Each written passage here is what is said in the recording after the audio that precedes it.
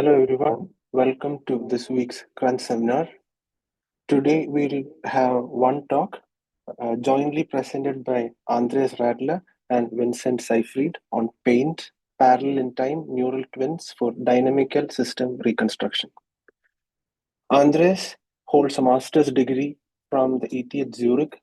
He worked 1.5 years at Amazon as an applied scientist, and since 2021, he has been pursuing a PhD in ML at the Institute for Machine Learning at Johannes Kepler University in Austria.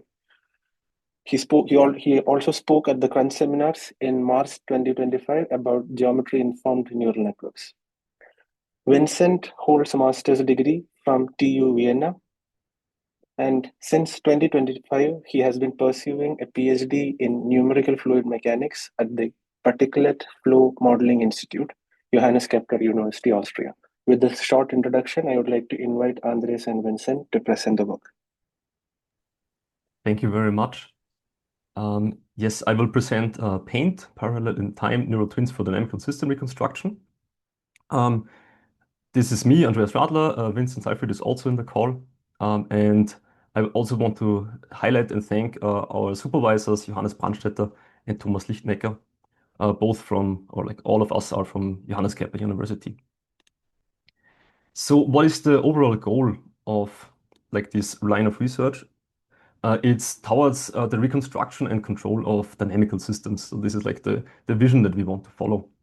And so, for example, if we have a wind farm like this, we could place measurement points in the domain. For example, they could be here at the tips of the wind turbines or somewhere here on the ground. And what we would ideally like to do is to reconstruct the velocity field like this. And if we could do this, this would enable applications, for example, optimizing the energy conversion, the mechanical load, etc. So we think this is a really interesting problem. And so if we can make progress there, hopefully there will come some really cool applications with this. Okay, and yeah, as we really think that this, apart from like wind farms, it has many industrial applications. So for example, in steel production, but also in the chemical industry and so on. I will structure the talk as follows.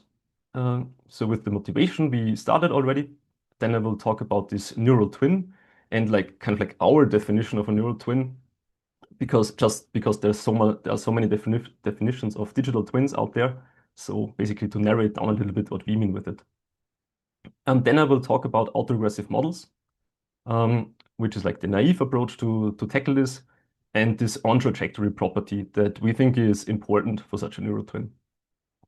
I will then talk about one of our main insights, the over-reliance on autoregressive state. And this leads us then to our method, paint, where we talk about the method itself and also then the results. And then we conclude with the conclusion. Yeah, and I think Vivek mentioned before that people sometimes like to ask intermediate questions. That's completely fine if you chime in. Okay, so regarding the neural twin, we envision it something like as a triangle like this. So there might be a dynamical system. So in our case, this could be like this real dynamical system, like the wind farm. And based on this dynamical system, we would kind of like inform simulations and create a data set. So this is super simplistic in this sense, simply because we started with a 2D data set. It's just easier to iterate on this, but you can imagine that kind of like later this would be like real simulations of the domain at hand. So the dynamical system informs the simulations, we create the data set, and then we train a neural twin. So this is a neural network. And then at test time, so this is all training time. That's why it's in blue, so to say. This is all at training time. And then at test time, we receive measurements from certain probe locations. So in this simple 2D example where we have just a single jet in, we placed probe positions here at the inlet to kind of like get the inlet velocity. It's a very important probe that is also realistic to set. And then we placed vertical probes here to to obtain measurements. And then the idea would be like this dynamical system in a test time delivers measurements to the neural twin, and the neural twin does a state reconstruction. So ideally, it would then look something like this. This can optionally then be used for control. And so it's in dashed lines here because this is something that we did not try out, but potentially this is something that could be enabled in the future. Yes. So why did we choose these vertical probe positions? The main reason for this was that in some practical use cases, for example, if we have this Formula One car, then also probe locations can be placed in like a plane orthogonal to the mainstream or to the main flow. And we basically said, okay, maybe we can do this instead of in 3D, we can do it in 2D, and that's why we kind of like place this line here. It's all still somewhat toyish and so on, but we just wanted to make progress on the conceptual side. I'm sorry, I'm somewhat sick, and I start losing my voice somewhat. I hope I can make it through the presentation.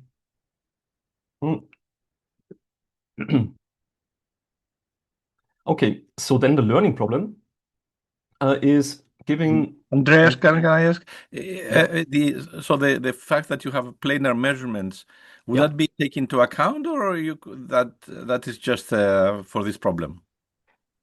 So this is basically the setting that we tried out. I see. But in principle, you could kind of like take any kinds of measurements. Because it's not optimal at all, right? To have a planar. I've done that, and it's not optimal. It's better to have random measurements. Exactly. Everywhere It's exactly yeah. We tried two settings. Yeah. We tried the one with vertical measurements and also in the grid setting. But the problem is somehow like the grid setting or like random measurements, it's not super realistic.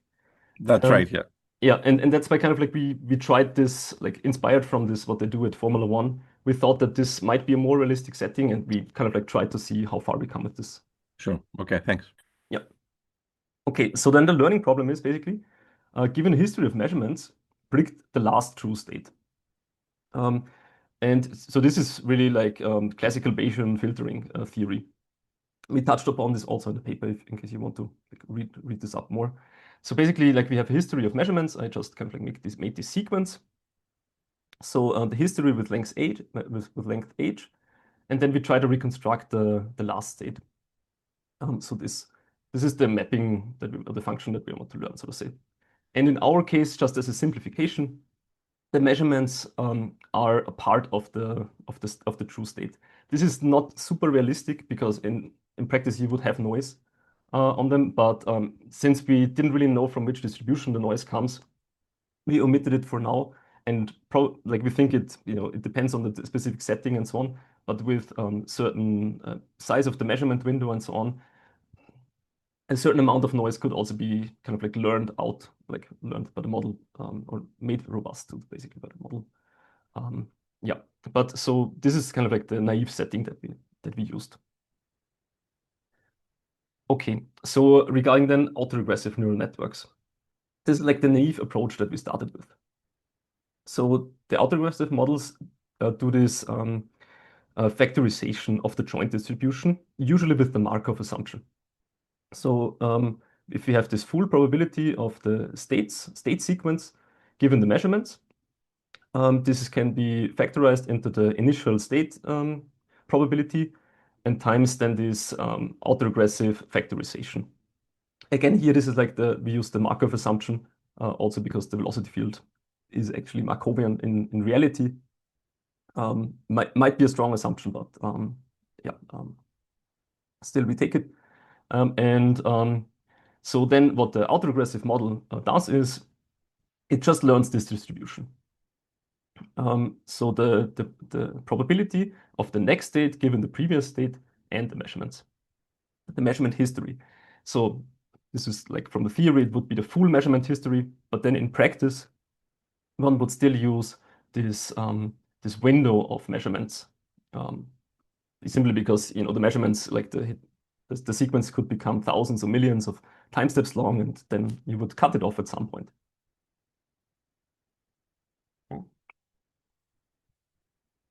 Yeah. So we tried this out, and what we really saw that the autoregressive model really drifts off. So this is the ground truth simulation, very simple, right? 2D, and we see after some time, like at the end, it also degrades, but we see that like these structures of these eddies, they're not really captured by the autoregressive model, and we kind of like dig deeper there, and really the insights that we got are like what led us to this method to the paint method. So now to this on-trajectory property. So very intuitively, we would just want that the neural twin stays close to the true trajectory.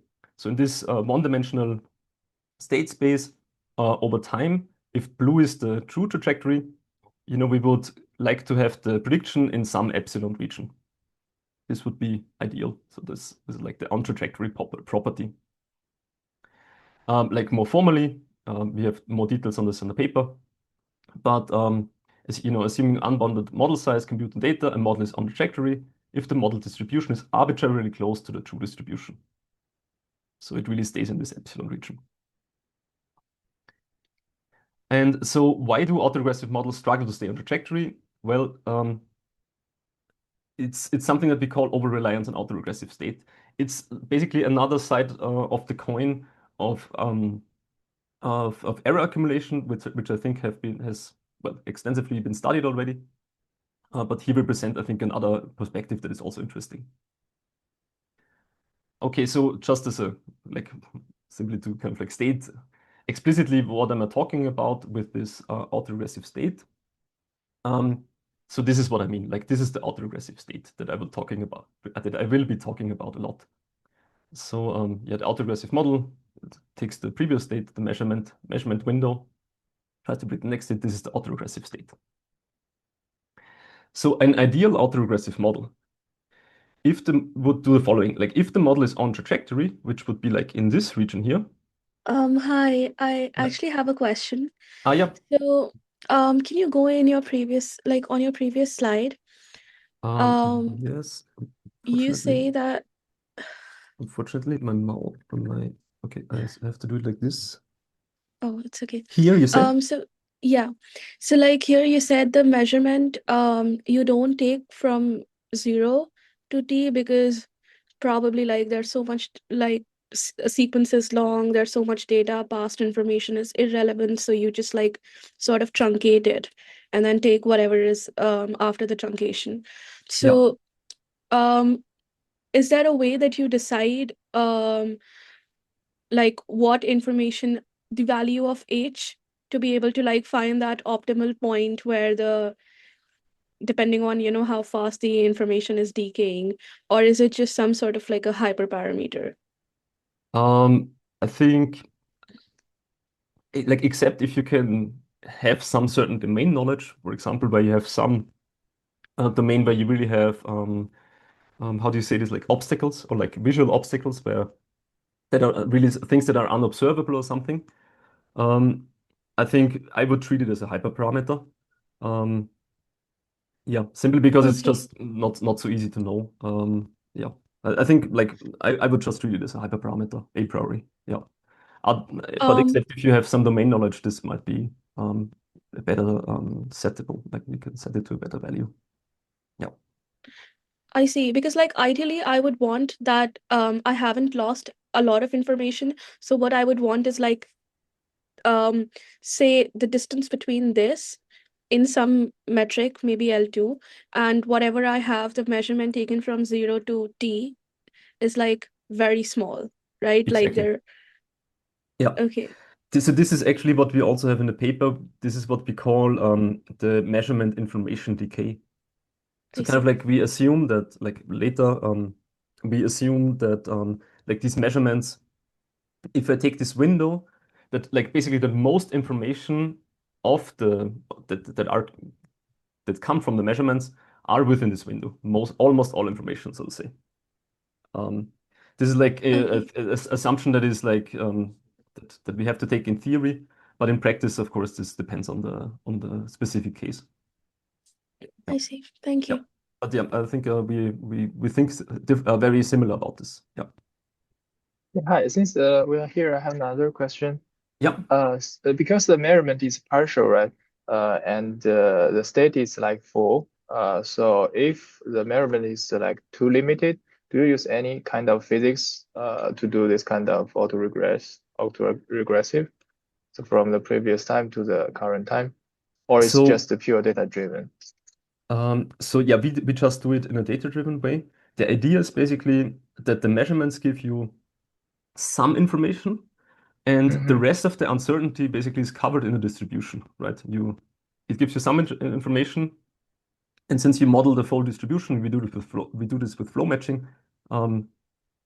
We kind of like have this inherent like measure of uncertainty, or like we really like model this instantaneous distribution. Does it make sense? Yeah, so if there's like no data or no measurements, so in that limit you like go to the classical like diffusion model or flow matching models, right? Yeah, Pure if we data. have, if we have no measurements, then this would be, we have an initial state or something, and then we just roll it out over time. But since our models make errors, which means like, the neural surrogates make errors, and these are mostly like in the chaotic regimes, it would drift off, right? And ideally we would like it to not drift off. Okay, yeah, thank you. That's kind of like why we need the measurements. Yeah. Okay, cool. Thanks for the questions. Yes. So then, again, like to this slide about what like an ideal autoregressive model would do in our opinion. So if the model is on trajectory, the model can trust the autoregressive state. So all good. But if the model is off trajectory, which is like more like in that regime, the model should not fully trust the autoregressive state. Like fully is like in parentheses here, but we don't really know how much it should trust it. And we would say that like this is really an open research problem for high-dimensional state spaces. Like how could we do this that to not fully trust the autoregressive state? And over-reliance is then if the model trusts the autoregressive state more than it should. And how to detect whether the model is off trajectory? We think that the best way to do this would be state uncertainty modeling, like really have an uncertainty estimate about the state. And again, like I have this asterisk here because I think in high-dimensional state spaces, this is really an open research problem. Yes. So when we specifically look at this, sorry, there was a question?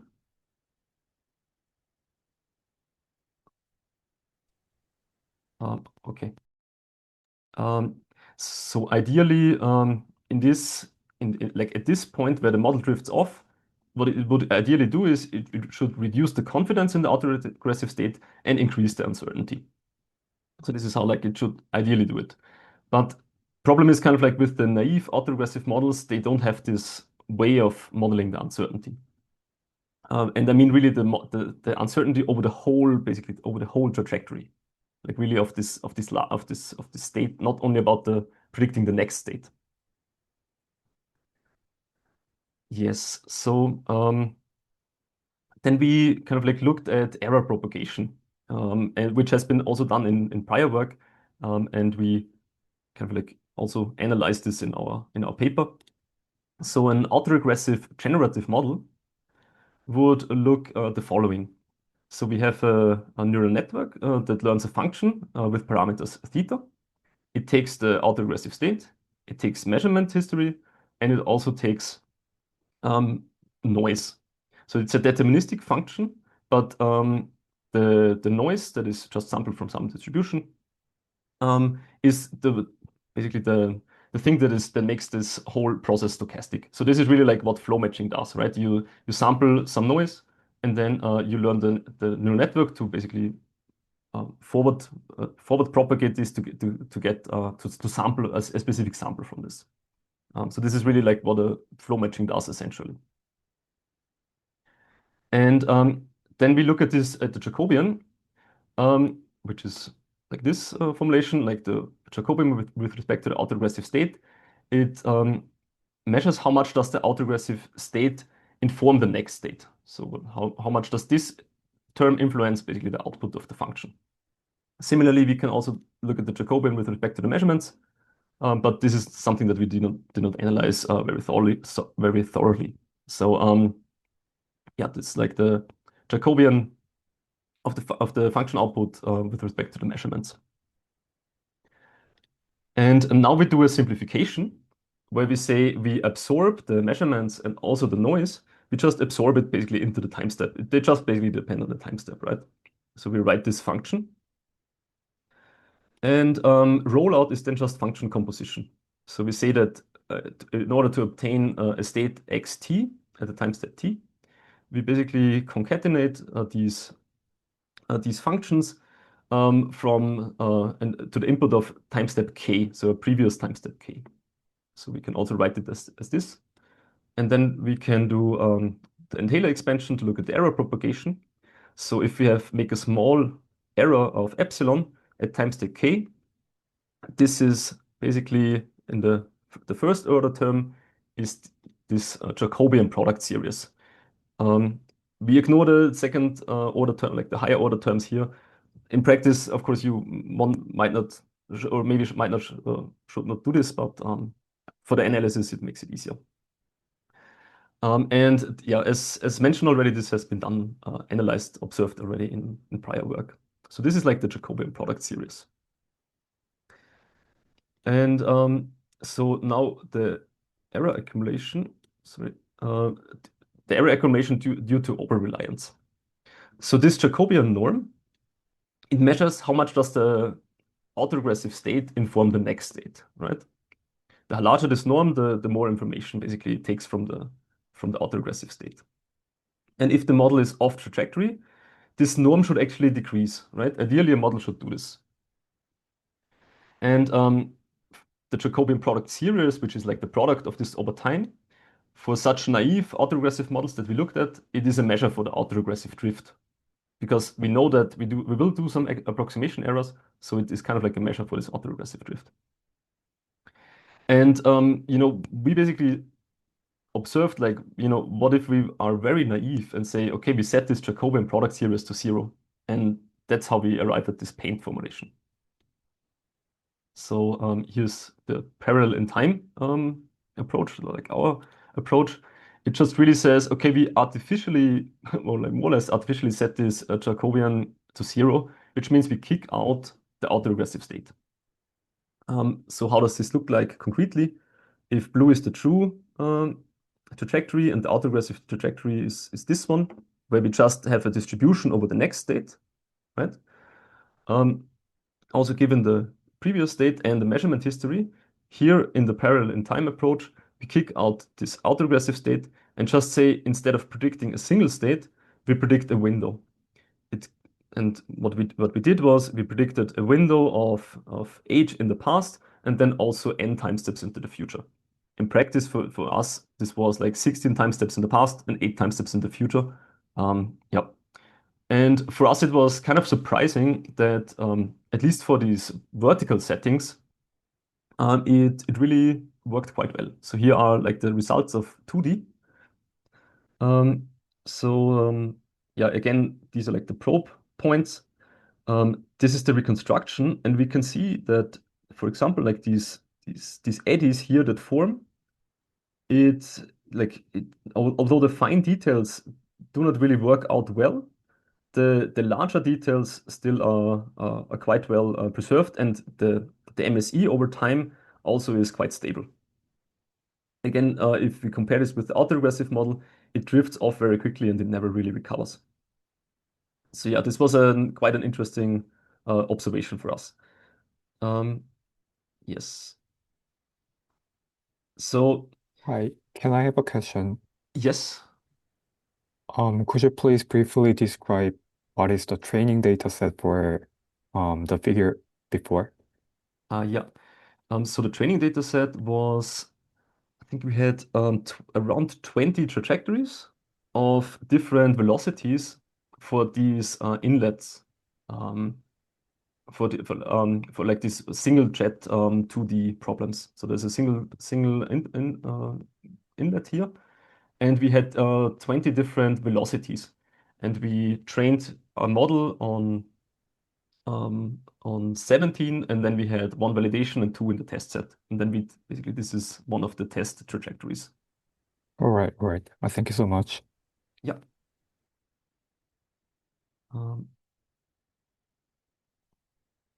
Yes. So, like, what are some insights that we gained from this whole approach, or like also from this analysis? So when we look at when we look back at this formulation, at this one, we could just say, why does the model not just simply learn to ignore this autoregressive state, right? Like this should be as kind of like if we ignore for now that this predicts a window and this is just a single time step, but it could just learn to ignore this autoregressive state, right? If it hurts, why should it not learn to ignore it? And we think that the problem really lies also, a part of the problem lies in the training procedure that we have. So in teacher forcing, you would usually train a model where you say, okay, I put in all of the ground truths at the input, xt minus 1, xt plus 1. So these are really the ground truth values. And then the model tries to predict the next state of each of these. So it is xt minus 1, and it tries to predict this state here. And the problem like with teacher forcing is that the previous state is just so highly correlated with the next state that the model just kind of like assumes that it can always use it, and it can only just kind of like learn a small difference to this previous state, and in this way kind of like do the prediction of the next state. Okay, so I'll just repeat this again. Like here, in theory, the model could learn to ignore the autoregressive state, but teacher forcing is really probably problematic. There have been also some mitigation strategies from the literature. Nobody, I think, really called it over-reliance on autoregressive state or like formalized this in that sense. But I think that some things that people tried already kind of like implicitly prevent this over-reliance. So, for example, a generalized teacher forcing, which is also the paper from the first reference here. Then what people also did is like multi-step prediction, that you say I have just one input and predict multiple steps into the future, or like input and output masking. So you could say I mask this out and I mask this out, and so on. So this is what they also did in the third reference. And so like I think there have been like different strategies already in the past how people try to overcome this over-reliance on the autoregressive state. And these could be like tricks that you can use to prevent this somewhat. All right. So some properties of paint that we think are like worth mentioning, some advantages. So it is on trajectory if the measurements within the window are informative. So this is like this, like we do a more formal derivation in the paper. There is no initial state required, which is also interesting because in many applications you don't really know the current state. There is like this instantaneous uncertainty due to the diffusion model. So we can basically take many samples at the current time step and then compute the variance, for example, as an uncertainty estimation. Yeah, and for the disadvantages, it's discontinuous simply because at inference we do this sliding window, and that makes like the current prediction basically really completely uncorrelated with the previous prediction. And this makes it inherently, so to say, or like in general, it is jumpy, so to say. It is discontinuous. So this is a disadvantage that we see. And also really the measurements need to be informative. So in some applications, this is not possible. And I think we still have to see if this generalizes to like three-dimensional flows, and we are working on kind of like testing this out. Yeah, and with this, I would hand over to my colleague Vincent to take the rest of the presentation, and I take a break. Hi, sorry. Yeah, Can okay. I ask you one more question? Yes, of course. Can you clarify what is the input and output of the like the paint method? It seems you change from the state to just the measurement as input, right? Yeah, so this is really what we're doing. We really take a window of measurements as inputs. So like let's say the past 16 time steps of measurements. We take them and we had in our experiments we just had 25. So this was like 16,000 points in the domain, so 128 square. And these Yes. were 25 probe locations that were randomly sampled at training. These are randomly sampled here. And then at inference time, we can just place them at any location. And the Yeah. model generalizes quite well. Yeah. Yeah. And, So and to predict the whole state, so you must rely on the model to like the training data set to like somehow remember or yeah, like get the distribution of the state. exactly. It I really see. I learns see. the Yeah, thank you. distribution of the state and to remember the state. In that sense, it's not a classical neural operator because it doesn't map a function to a function, so Yeah. to say. But it really, I mean, that's why I kind of like also like the name paint, because I think it's more like less neural operator learning, but more like painting. From some Okay. measurements, kind of like to paint the whole picture. Yeah. Can you somehow combine these two? So as you said, if you are like the far from the trajectory, so the autoregressive is now not that informative, right? But like if you are near the trajectory, maybe the autoregressive is still informative. So can you somehow combine these two strategies?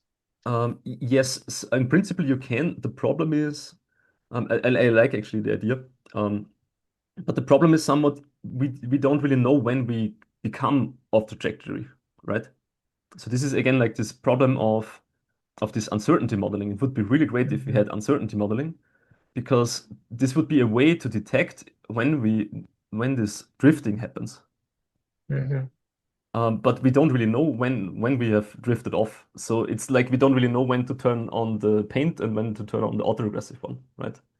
Yeah, but as you said, if you use a diffusion model, actually you can calculate like from the sampling, right? The uncertainty. Yeah, but the problem is this is just the instantaneous uncertainty, or like in that sense, the uncertainty of this specific window. But it's not the I see. uncertainty Yeah, over the yeah, I see. whole trajectory. Like it could be that we are, yeah, it could be that we are kind of like quite off for something. Yeah. Yeah, I see. Yeah. I got it. Thank you. Yeah. Okay. Just a follow-up on Jen's question.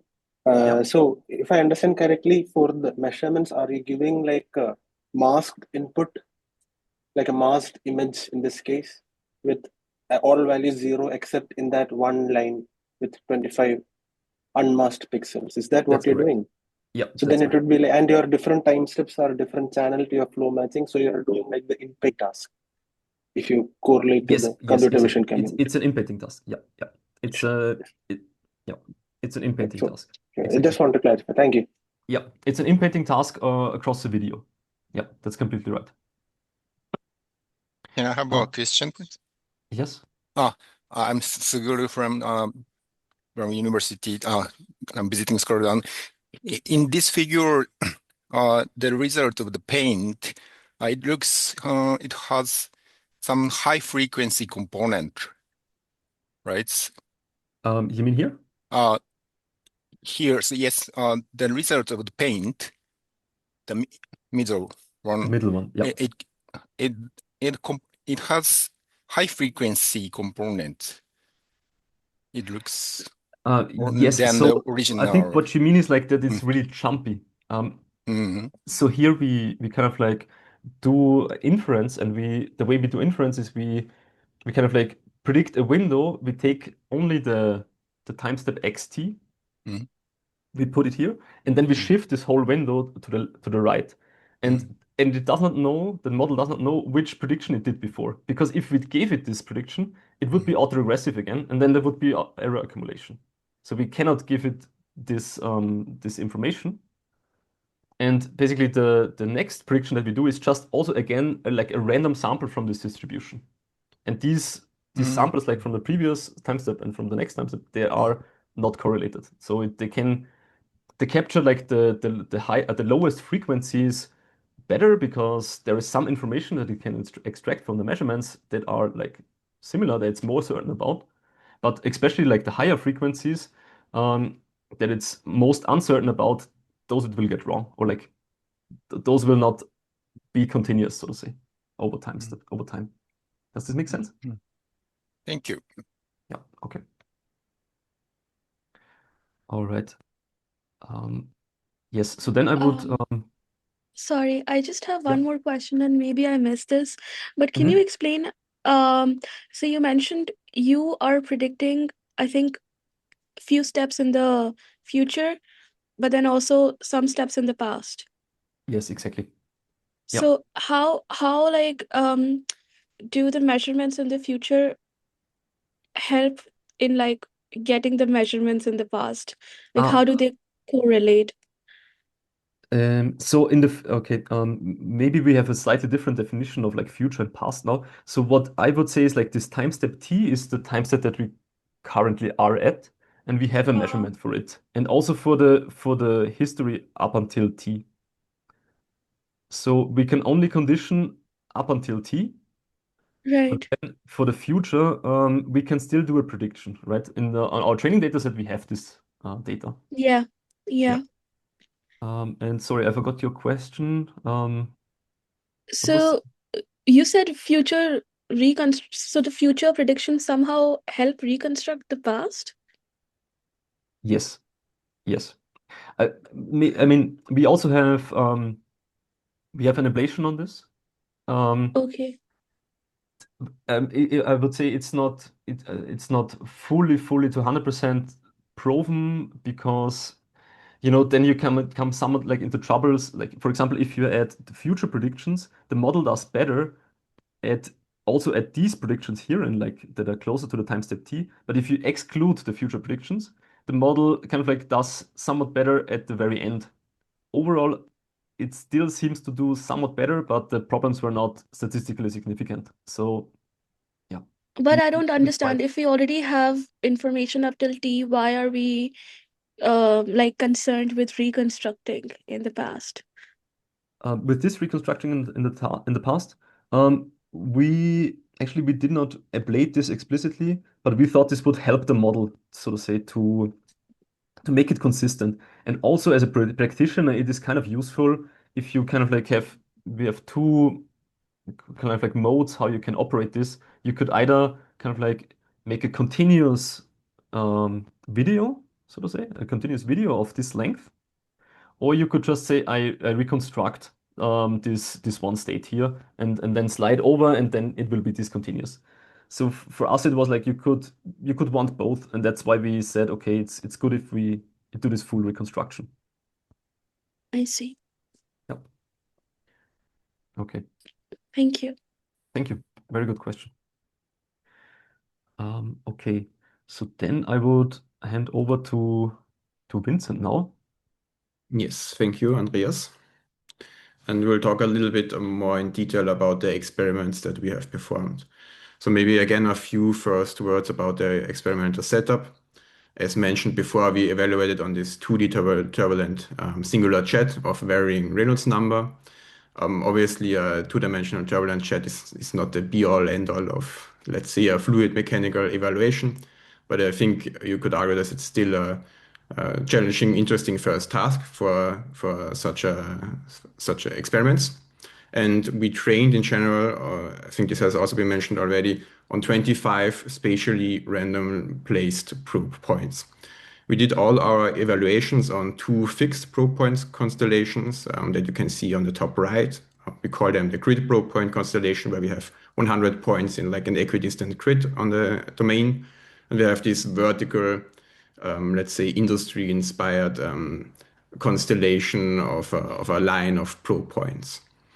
And for any kind of model that we train, we can, in general, vary two parameters. And this has also already been mentioned. So we can vary this age. So this is the measurement history. So how many temporal frames of measurements we consider. We can also vary, to some degree at least, the n. So this is the number of temporal frames into the future that we can change between the models. So let's look maybe in detail at the explicit models that we have trained. So obviously we want to compare some kind of autoregressive model to some kind of parallel in time or paint approach. For the autoregressive approach, we found that just taking an established baseline from literature is best. So we took from this an unit-based architecture trained in a diffusion type style, and we trained. Also, this established baseline is set up to construct or to predict the current state based on two previous states, so based on xt-1 and xt-2. So this is just like how the baseline is set up, and we naively extended this baseline to include also a probe measurement history. And we trained two instances of this. We call them furthermore autoregressive 1/0. So this takes a singular temporal frame of measurements into consideration, and also autoregressive 16/0. For a fair comparison, we trained also an autoregressive baseline, which takes 16 frames of past measurements into consideration. On the other hand, we have our implementation of paint. So for this, we use just a diffusion transformer with some convolutional layers. We used very common building blocks, let's say nothing fancy. And we trained the model to, we included some temporal and spatial attention, and we trained two instances of this model, which we will further denote as flow paint 16/0. So this is one instance that has been trained on reconstructing a 16-frame measurement series into like a 16-frame full sequence. And then the other instance would be flow paint 16/8, which gets the same kind of input as flow paint 16/0, but is also additionally tasked to predict 18 frames into the future, so a total of 24 frames. And for the future frames, you could, because we were talking about in-painting before, for the future frames, you could consider this like a 100% masked task or unmasking task. So let's look maybe at a few experiments. So what we found surprisingly is that paint is able to make do with very little or very sparse measurement information. So as Andreas mentioned before, like our domain is 128 squared, and we only take 25 measurements. This is very sparse measurement regime.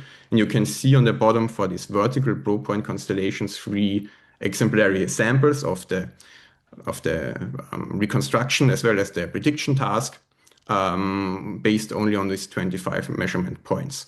What we also found out was that the paint, and I think this was what you referred to a few minutes ago, paint seems to work better if you include the predictive task. So you can see on the top right the mean MSE of like the two instances of paint that we trained, and you see that the one instance that is only been trained on the reconstruction task tends to, especially for the time step t equals 0, perform slightly worse compared to the instance that has been tasked to reconstruct and also predict.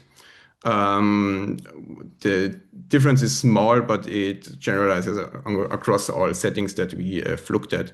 And it's quite interesting finding, I think, considering that the models get the same kind of input.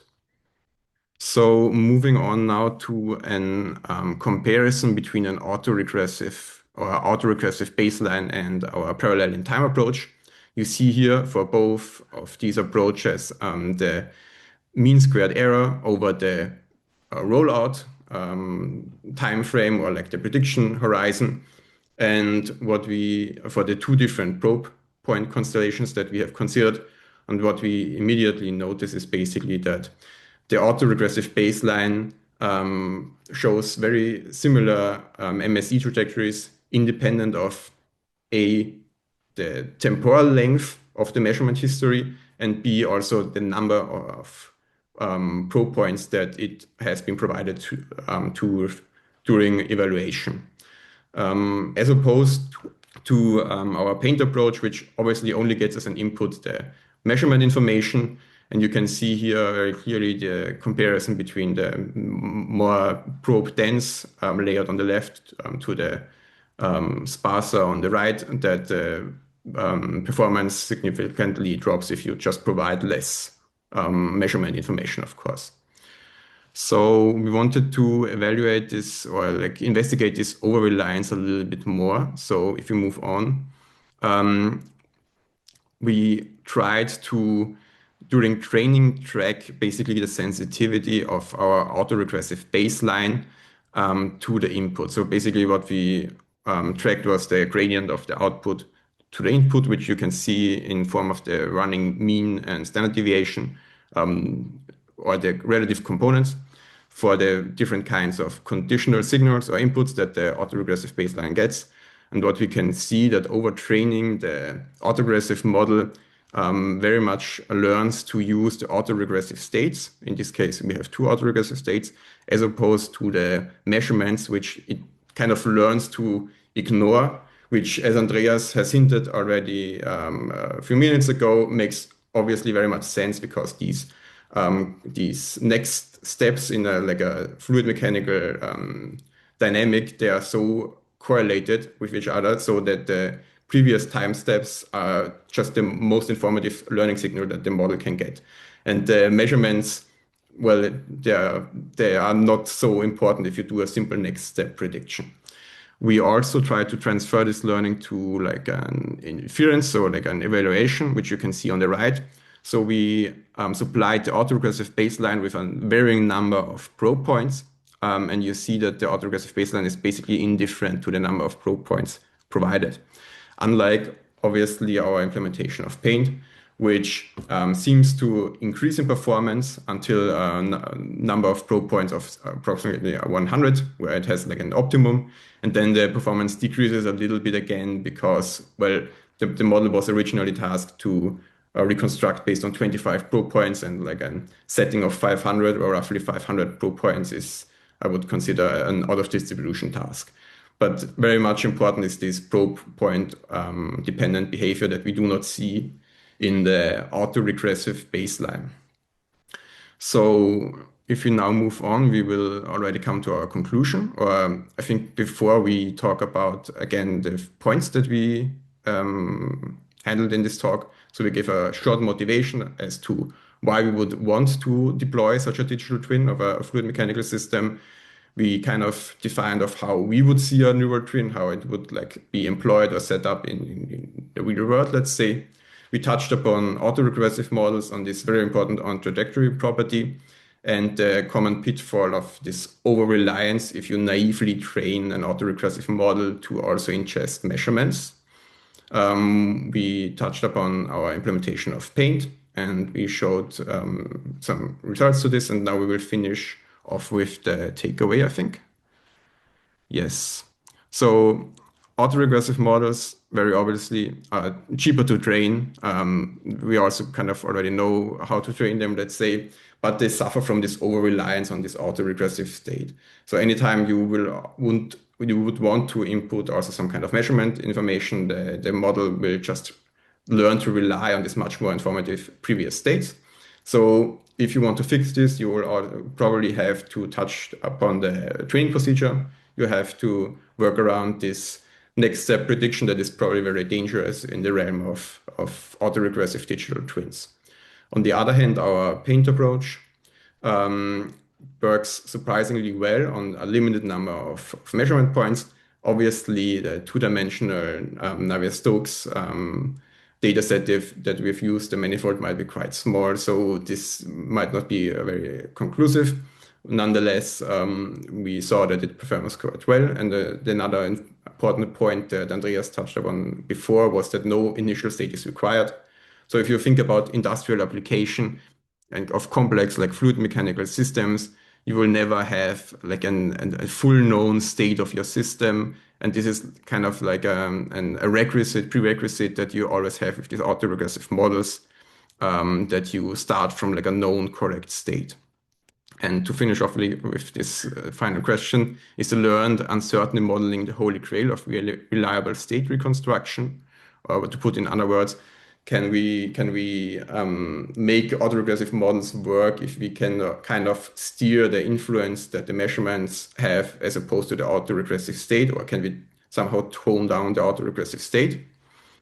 And if we can, would be very nice to use an autoregressive model as a digital twin. If not, the naive and easier approach would just be to ignore the autoregressive state and do your prediction solely based on the measurements. And we will finish off now with a few limitations, possible future work. Obviously, limitations are that we only use this simple 2D turbulence data set. So two-dimensional turbulence is like its own kind of thing that I don't want to touch upon now, but it would be very interesting to see how much of these findings transfer to a three-dimensional large-scale data set or a large-scale dynamic. The very big limitations that we have also with regards to the experiments that we've performed is that video prediction is computationally expensive, and what we are doing is basically video prediction, or video unmasking rather. And also the fact that we do this video unmasking task and the sequences are inherently continuous, but if you do like a prediction over a long time horizon, you only take one frame out of this sequence. So you end up with these jumpy predictions, so these temporally discontinuous predictions. This is very much a drawback. We also have not considered any noise in our current setting, and we also have considered or relied on this measurement information decay so that we can find most information within these finite windows of measurements. This might not be true for any and all settings. And future work would be, on the one hand, to see how one could scale paint to 3 dimensions. Again, because the computational expenses are very high, so this is like a big task. On the other hand, one could try to reduce or measure this over-reliance that we find in autoregressive models on this autoregressive state. And if one could do that, this would also be a route to model a digital twin of some kind of fluid mechanical problem. Or in other words, like how to model this uncertainty that Andreas has talked about before over the whole trajectory. And with this, we would like to thank you very much for the invitation to this seminar and also for your attention today. Thank you.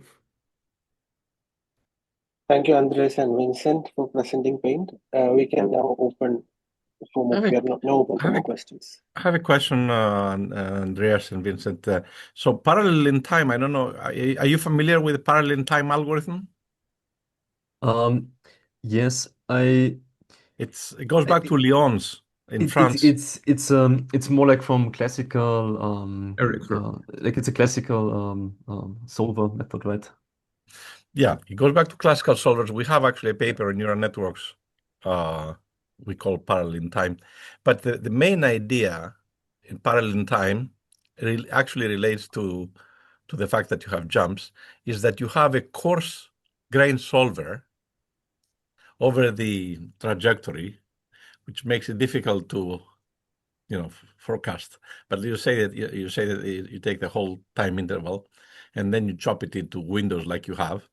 And then you sort of have a coarse grain solver, which is fast and inexpensive, obviously, but not so accurate, right? So that is sort of the guiding principle to glue those windows together. Mm. So I remember what we did was, for example, using like molecular dynamics with the finite difference solver. So the finite difference solver was, so I could do molecular dynamic in parallel in time. So there are lots of solvers, Lyon's and Ivan Madej in France and so on. So, but you're not doing that. So you basically have, then you have these jumps in the window. So it could go any way. So there's no guarantees that this will actually converge. Although, it's impressive results and good approach. My own interpretation is all this is that, and I think you alluded to it. It's kind of certainly for flow systems. You have memory. You cannot just do Markovian modeling. These structures have memory. It's not they don't appear and disappear in instantaneously. So that's. So that's why I think you were able to capture. The last comment is flow matching. It's so sensitive. You have to be an artist to get it right. So do you have any ideas how to robustify that part? I guess, I mean, like we did not really observe that it was so sensitive, the flow matching part. But I guess it's like also a data problem, like how much data do you then really have and how complex is your problem? I think this is like the bigger bottleneck.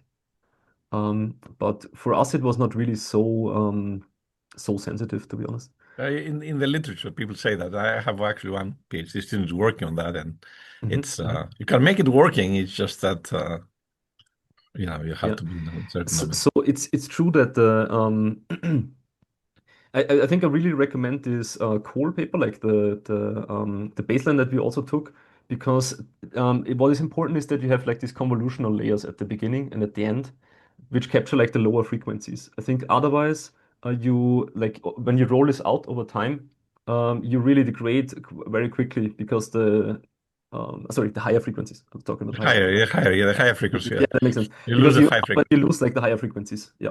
I've seen it. Aditi, who was asking you the questions, she has this problem. Yeah. Thank you very much, guys. It was excellent talks.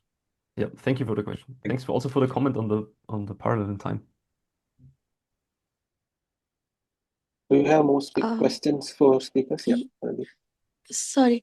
Hi, I have another question. I just wanted to ask, compared to say, I understand that training would be expensive, but during inference, can you give me like a rough estimate of how the times vary when you do autoregressive versus paint?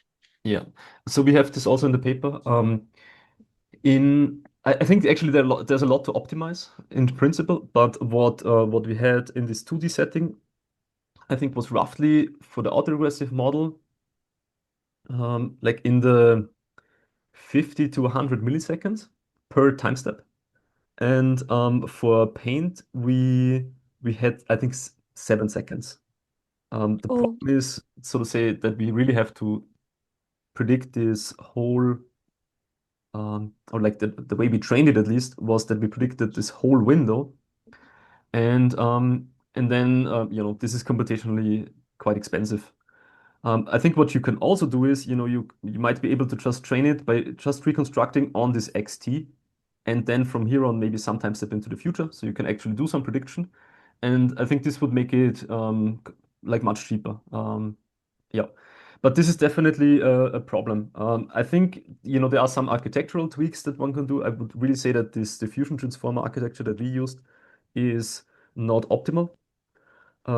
Again, like you can do like what is important, I think, is like with the more scalable architectures. We are having a look at this now, so that's why I kind of like I can give some insights. But what is important is like that you do these convolutional layers and really like convolutional layers, like let's say 2 blocks of convolutional layers, and then downsampling, and then convolutional layer downsampling. In this way, kind of like you spatially downsample your hidden states or like of the network, and this makes it much more efficient. So I would go in that direction. Then I think also much better speed ups are possible. Yeah. Right. Okay. Thank you. Yeah. I have another question. Hi, Andreas. Hi, Vincent. My name is Sasha Ranfl. I'm a postdoc with George in the Crunch Group. That was really a very interesting talk. There's one thing in the method that I didn't really understand is, so my understanding is that you're propagating the uncertainty in the state estimation through a Taylor approximation, right? And that's where the Jacobian appears, and that's essentially a simple model on how to model or explain how off trajectory happens in the first place, right? This is my understanding of it. But then you said you set this term to 0. And this I didn't quite understand why you do this and why it still works. Okay. So what we do is so this would be like the autoregressive flow matching model, right? This is how it looks like. It takes the autoregressive state as input, it takes measurement windows input, and also like noise. And then this noise is all of the randomness, all of the stochasticities in the noise, right? And the neural network is just a deterministic function that then predicts the next state. Sorry, actually, that one is better. It just predicts the next state, right? It gets this as input and predicts the next state. And what we analyzed was how, if we make a small error at some time step, at some previous time step k, how this propagates over time when we kind of like come to a time step t. And this is kind of like with this measured by this Jacobian product series. So what we did, like how did we set this Jacobian to 0 is by just saying I remove the autoregressive state from my function. So now if I take the derivative of my function with respect to the autoregressive state, there is none, so it is just 0. So if you imagine this function here, and you and this function might just ignore this autoregressive state, and to predict the output, it would just ignore it, then the derivative, like this Jacobian, is just 0. Does this make sense? So Is in this our kind of a common- Markovian property on the derivative? Well, no, it's just our function does not take this as input. Our function just does not depend on the autoregressive state. Like this is the function that we learn, right? We just put in the measurements as input, but no autoregressive state. So if we derive it by the autoregressive state, it's just trivially 0. We say, okay, autoregressive state is bad because there's error accumulation. So what just happens if we kick it out, if we don't use it? And this is just the paint approach. Okay. Yep.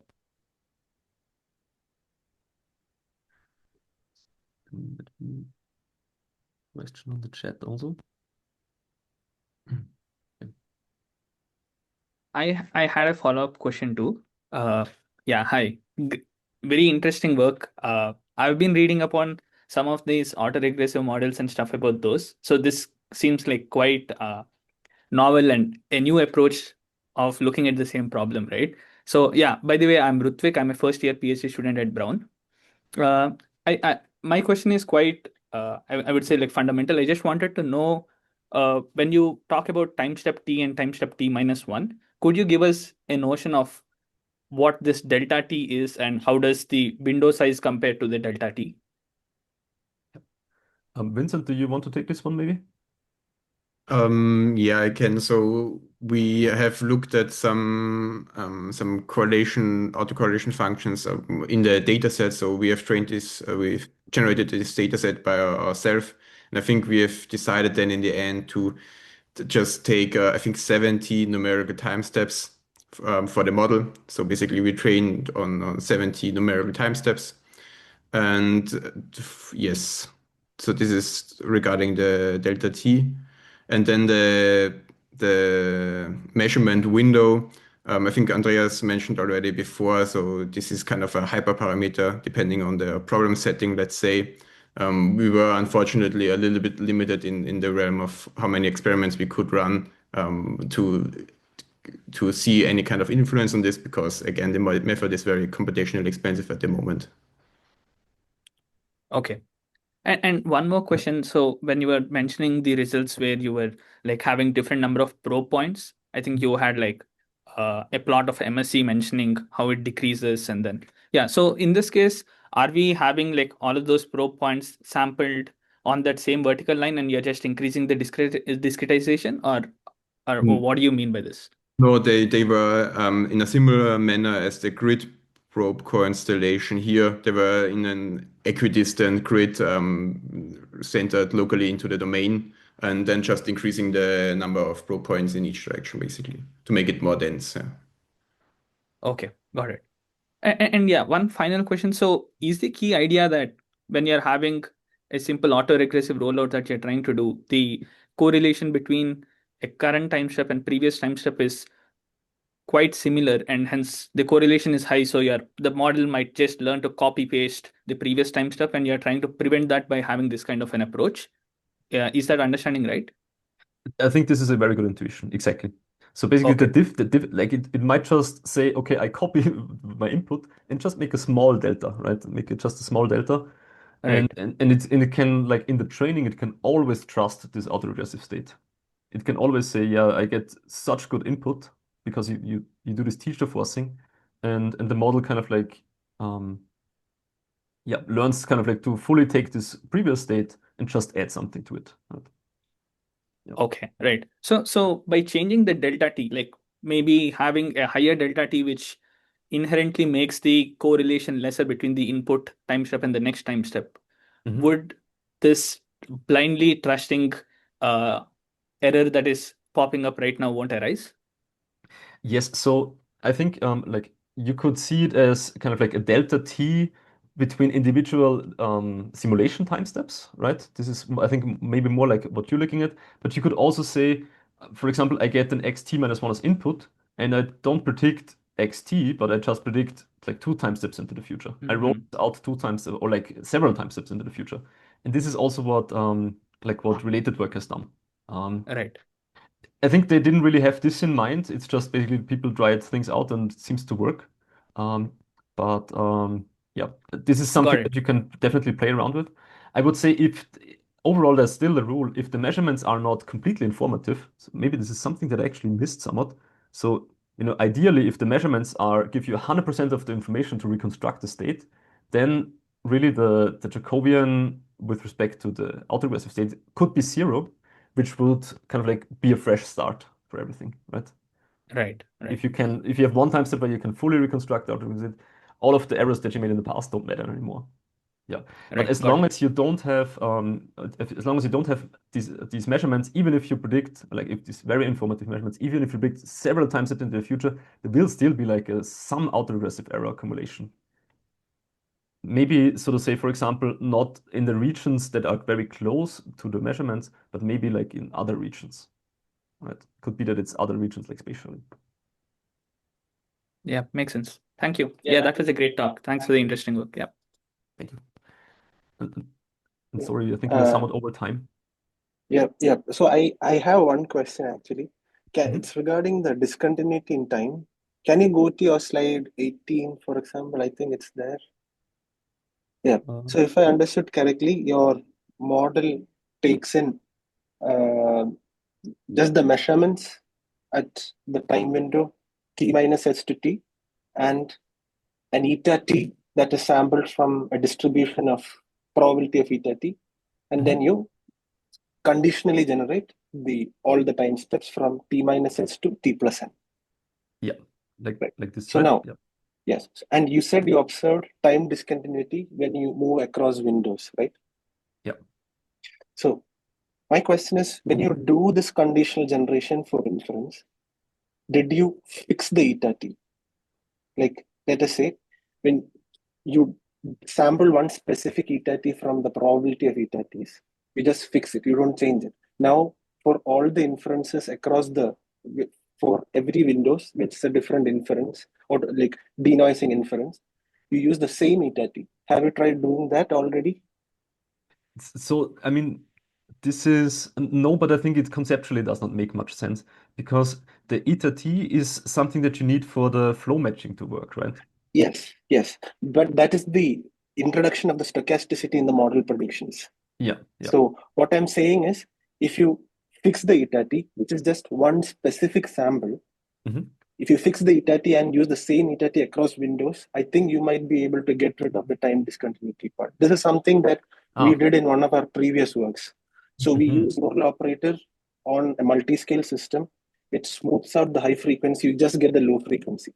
Now we train the diffusion model in a time-independent manner. Like the diffusion model doesn't even take a history or predict the future. It just takes the neural operator's prediction at time t and predicts the same state at the same time step t.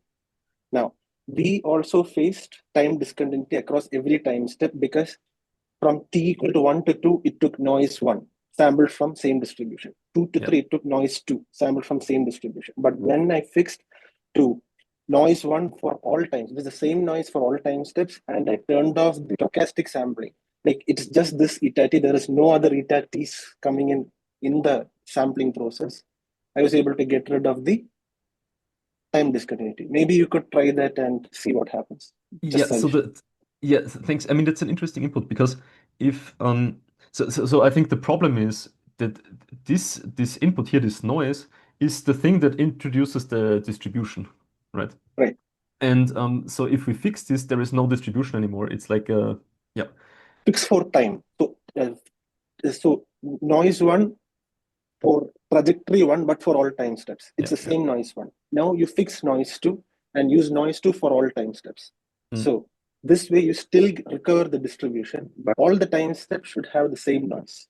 Different noise, understood. So start from noise 1 for all time steps, get trajectory 1. Noise 2. So then you could still achieve the same statistics without running into the time discontinuity. That's what I'll have to think about it. I have to think about it. Right now, I'm somewhat puzzled, but I have to think about it. Thanks. Right. Sure, no problem. Thanks. Sorry, I have a quick last minute question. So this is Kyle from Brown. I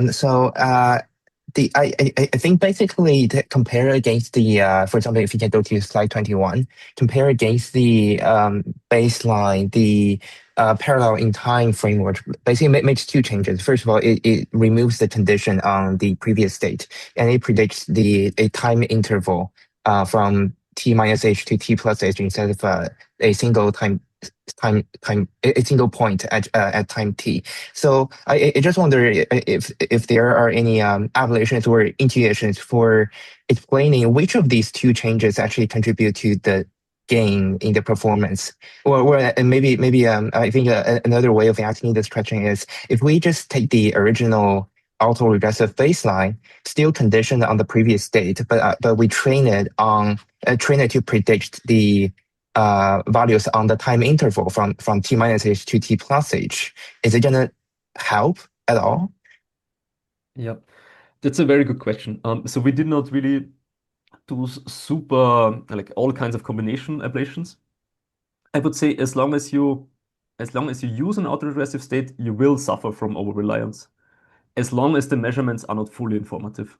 So this is like this really just comes from this error propagation derivation, simply because there's some measurement information that it will probably take, except if you do uncertainty modeling. But the naive model would still do this because the measurements are not informative enough. I think it would be a very interesting ablation indeed, as you mentioned, to take this upper here as the condition and then predict this window here, right? This is what you're suggesting. Would be a very interesting ablation. We did not do it. I would expect that it helps, but I don't think it would solve the problem like with this on trajectoriness. Yeah. Thank you. Thank you. Thank you, Kyle. Do we have any last question for the speakers? If not, I'd like to thank Andreas and Vincent for spending their time and presenting pain to us. And thanks a lot for that. And wishing you all a good weekend here. And I would like to close this seminar with that. Thank you all for attending. Thank you. Thank you very much. Bye-bye.